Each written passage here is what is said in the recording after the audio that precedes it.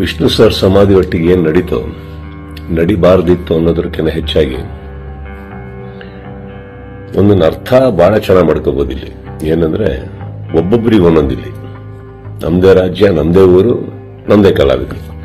So ಹೀಗಿರ್ಬೇಕಾದ್ರೆ ನಾನೆಲ್ಲ ಅಭಿಮಾನಿಗಳಲ್ಲಿ ಕೇಳ್ಕೊಳ್ಳೋದು ಒಂದೇನೆ, ಇನ್ನು ನಾವು ಓಡಾಡಿದ್ದಾಯ್ತು, ನೀವುಗಳು ಓಡಾಡಿದ್ದಾಯ್ತು, ಎಲ್ಲರಲ್ಲೂ ಮನವಿ ಮಾಡ್ಕೊಂಡಿದ್ದಾಯ್ತು, ದಯವಿಟ್ಟು ಇದನ್ನ ಮಾಡ್ಕೊಡಿ, ಸ್ವಲ್ಪ ನೋಡಿ. ಯಾಕಂದ್ರೆ ಒಂದು ಅಳಿಲ್ ಶಕ್ತಿ ಬೇಕಾಗಿತ್ತು ಇದನ್ನ, ಈ ಸಮಾಧಿನ ಉಳಿಸ್ಕೊಳ್ಳೋದಕ್ಕೆ. ಯಾರಿಗೆ ಅಧಿಕಾರದಲ್ಲಿದ್ದು ಯಾರಿಗೆ ಆ ಶಕ್ತಿ ಇತ್ತು ಅವ್ರ ಬಗ್ಗೆ ಹೇಳ್ತಾ ಇದ್ದೀನಿ. ಸೊ ಅದು ಮಾಡಲಿಲ್ಲ ಅಂದಾಗ ಇನ್ನು ಅವ್ರನ್ನೆಲ್ಲ ವಿಷ್ಣು ಸರ್ನ ನಾವು ನೋಡಿ ಬೆಳ್ಕೊಂಡ್ ಬಂದ್ಮೇಲೆ ಒಂದಂತೂ ನಾವು ಕಲೀಲೇಬೇಕಾಗಿರೋದು, ಇನ್ನು ಭಿಕ್ಷೆ ಮಾಡೋ ಅವಶ್ಯಕತೆ ಇಲ್ಲ, ಕೇಳ್ಕೊಳ್ಳೋ ಅವಶ್ಯಕತೆ ಇಲ್ಲ, ಕೇಳೋ ಅವಶ್ಯಕತೆನೆಲ್ಲ ಮುಗ್ದೋಯ್ತಲ್ಲ.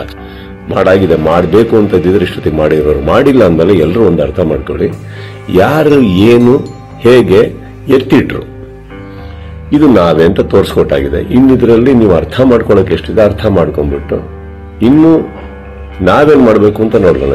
ಈಗ ಮೊನ್ನೆ ನಾವು ವೀರಕಪುತ್ರ ಶ್ರೀನಿವಾಸ ಅವ್ರ ತರ ಮಾತಾಡ್ತಾ ಇದ್ದೆ. ಅವರು ಒಂದಿಷ್ಟು ಯೋಜನೆಗಳು ಹಾಕೊಂಡಿದ್ದಾರೆ, ಆದಷ್ಟು ದೊಡ್ಡ ಒಂದು ಪ್ರತಿಮೆ ಕಟ್ಟಬೇಕು ಅಂತ ಇದ್ದಾರೆ. ಅದನ್ನ ಮಾಡೋಣ, ಬೆಟರ್ ಅಲ್ಲ? ಅದನ್ನ ಮಾಡಕ್ಕೆ ನನ್ನ ಸಂಪೂರ್ಣ ನಾನೇನ್ ಮಾಡಬೇಕು ಖಂಡಿತ ನನ್ನ ಕಡೆಯಿಂದ ನಾನು ಮಾಡೇ ಮಾಡ್ತೀನಿ. ಎಲ್ಲರಿಗೂ ಒಂದು ನೋವಾಗಿದೆ ಅನ್ನೋದು ಒಂದು ಗೊತ್ತು. ರಾತ್ರಿ ಅದು ನಡೆದಾಗ ಹೇಳಿತನವೂ ಹೌದು, ಮಾಡಿದವ್ರದ್ದು ಬಿಡಿ. ಅಂಡ್ ನೋವಾಗುತ್ತೆ, ಬಿಟ್ಟಾಕಿ, ಈಗೇನು ಪ್ರಾಬ್ಲಮ್ ಇಲ್ಲ. 10 ನಿಮಿಷ ಕಣ್ಣೀರು ಹಾಕಬೇಕು, 11 ನಿಮಿಷ ನಾವೇನು ಮಾಡಬೇಕು ಅಂತ ಯೋಚನೆ ಮಾಡಿ ಮುಂದೆ ಹೋಗೋದು ನನ್ನ ಅಭ್ಯಾಸ.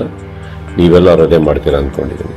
ಕೈ ಚಾಚಿದ್ ಸಾಕು, ಇನ್ನೇನು ಮಾಡಬೇಕು ನಾವು ಮಾಡೋಣ. ಜೈ ವಿಷ್ಣು ಸರ್.